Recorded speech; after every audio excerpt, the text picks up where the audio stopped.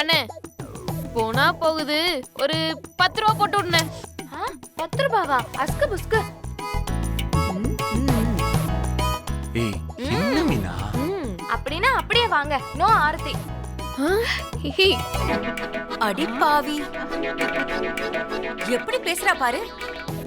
என் மருமக பிள்ளையே எனக்கு பெரிய சொத்துதான். இதுல ஆரத்தில காசு போடணுமா? விசேஷத்தை எப்படி பண்ணாரு தெரியுமா? அடடா, எங்க அம்மா வேலுவை புகழ ஆரம்பிச்சிட்டாங்க. சக்தி, என் அம்மாவுக்கு வேலுவும் மீனவும் மட்டும்தான் கணக்கு தெரிவாங்க. நம்ம வா உள்ள போவோம் வா. இருடா கஸ்தூரி, சீக்கிரம் எடு. கொடு.